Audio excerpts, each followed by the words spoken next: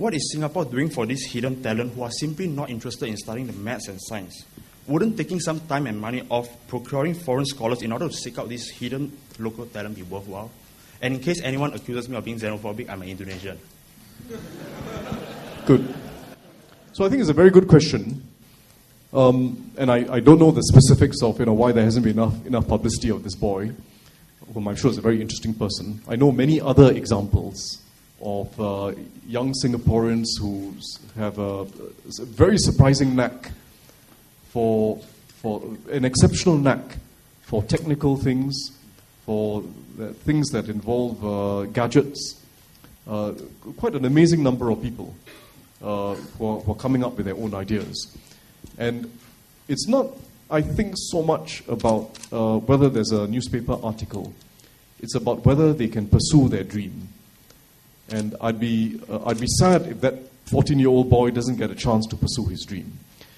One of the things that we've been doing more of in education, and I feel we have to go even further in, is to reduce the emphasis on paper qualifications all the way through, from primary school all the way through to university.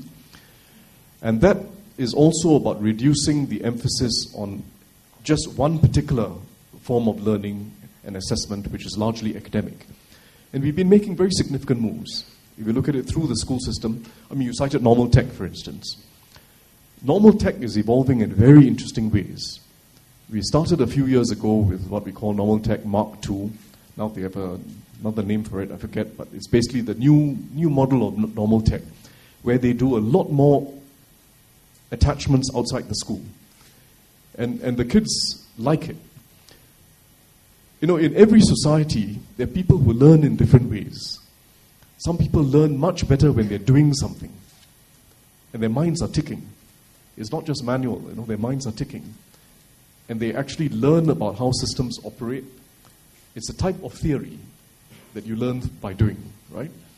And we've got to provide more opportunities for people to discover their strengths and talents that way. And that's the direction we are moving in. That's the direction we're moving in. Many more opportunities for people to discover their strengths and talents by doing things. Second, more emphasis on CCA.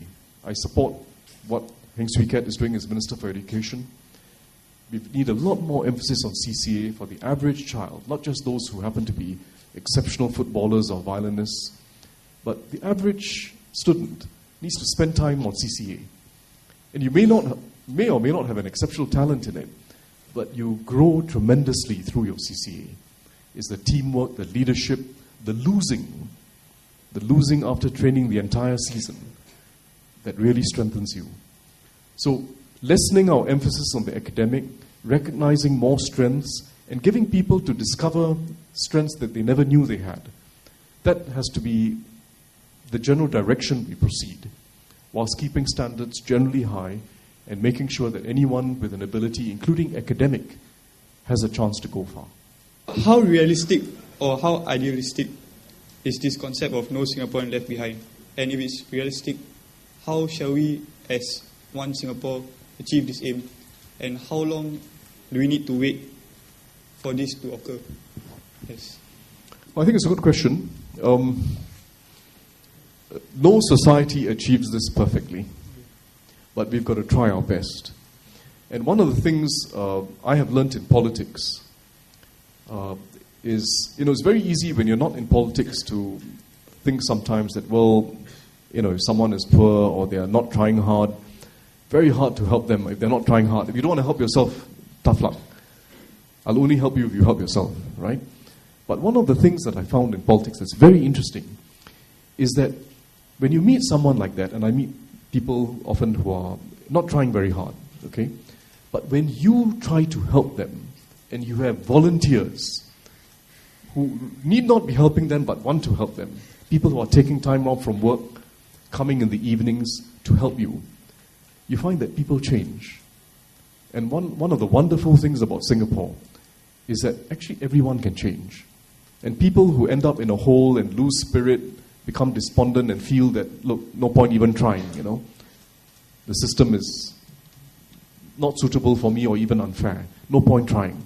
When you try and help them, And when they see a group of individuals who really wants to help them, they themselves rise to the opportunity. They themselves perk up. Sometimes they feel a bit embarrassed that they are not